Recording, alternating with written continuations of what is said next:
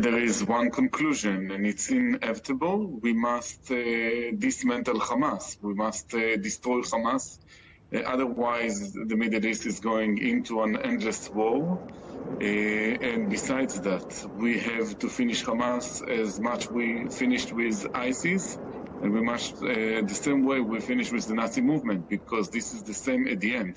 We are speaking about people who want to destroy the world by killing as many people as they can. And it is about to put an end, and we need the support of the international community.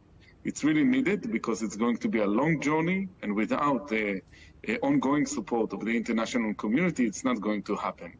You say it's going to be a long journey, and Netanyahu says the response to the atrocities we've seen is just getting started. Do you have a sense of what will define Israel's operation as a success? Many Israelis who believe that we must destroy Hamas completely, but the most important thing is to create Gaza Strip like Germany after World War II, in a way that they cannot even think after that, after the strike, about any kind of violence. That is I would say, the similarity. You mentioned that the people, though, and the people of Israel, but also we have to think about the people of Gaza. And Israel have been calling for those people to leave, although many border crossings are still closed. So what needs to happen? I would like to ask you, what about my people? I mean, the most important thing is our human being. And right now, in order, as I told you, in order to bring another situation of another war between Hamas and Israel, in order to prevent any casualties in the future, we must dismantle and destroy Hamas.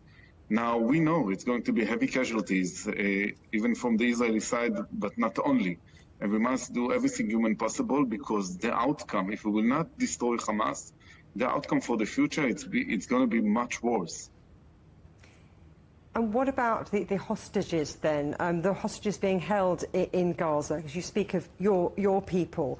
At what cost is Israel prepared to get those people out?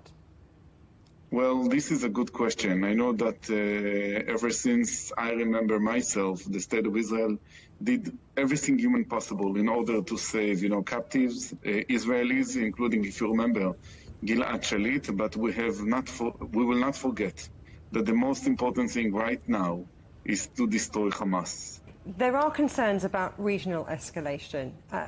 The world is looking on. I mean, do you think that Israel will take this fight to Iran? Talk about the next steps and the potential here.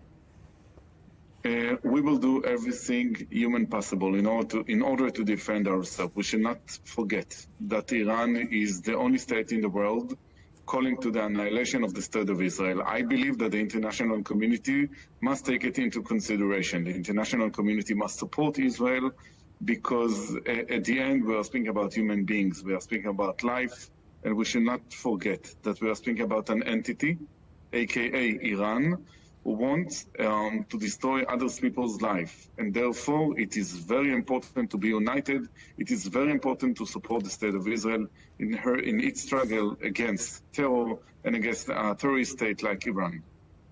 Dr. Mustafa Barghouti is Secretary General and co-founder of the Palestinian National Initiative. He was also Minister of Information in the Palestinian Unitary Government in 2007.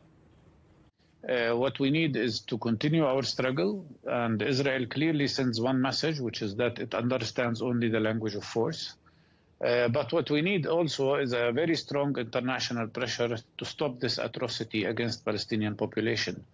Let me remind you that we're not only facing strikes today, we've been under Israeli military occupation for 56 years. This is the longest occupation in modern history. We've been suffering from a system of apartheid that is described as much worse than whatever happened before in South Africa. And in general, we've been facing also results of ethnic cleansing that was conducted against us in 1948. So the sum of all of that is that Palestine is probably now the place of the greatest suffering in the world. And this must change. And it can only change if Israel stops these attacks, if the road to peace is opened, and if de-escalation takes place immediately. Israel's Prime Minister has vowed that strikes on Gaza are just the beginning. In your view, what does that look like? What do you think happens next in terms of Israel's plans? They're talking about a ground operation next. A ground operation will lead to complete and total destruction of Gaza. I mean by that no house will be left standing. That is a horrible, horrible result and horrible mistake. But a ground operation could provoke a regional war. I don't think that Hezbollah in the north will stay silent. And this could mean that Israel will engage in another war in the north. And this could mean also a regional total explosion. So Netanyahu is playing with fire. He knows that he will be dismissed because of his failure in standing up to Hamas attack. But he's trying to protect his position by killing more and more people. He doesn't care about Palestinians or Israelis. He cares only about himself. And as such, he is the worst criminal opportunist ever. To outsiders, will you explain how the Palestinian cause could possibly have been served or advanced by Hamas's actions? Well, you must understand some of the actions that happened against civilians were not necessarily committed by Hamas. There was a complete chaos. We are against attacking any civilian. But in general, Hamas is a part of the Palestinian political groups. It has participated strongly in resisting occupation and the system of oppression against Palestinian people. And I do believe that what we need now is unity that could unify all Palestinian groups behind our struggle for freedom, for independence, for real lasting peace, and for justice. I think that the world owes it to us to stop being so biased to the Israeli narrative and to start to see the fact that we are the ones who are under occupation, we are the ones who are oppressed, we are the ones who are oppressed with a system of apartheid by Israel. And we are the ones that are being bombarded at the moment with terrible airstrikes. Israel has the most powerful military machine in the world after the United States, maybe. And they are using all of that might to attack civilian population, basically. Palestinian fighters have only very light weapons and very limited resources. So there is no equality in this situation.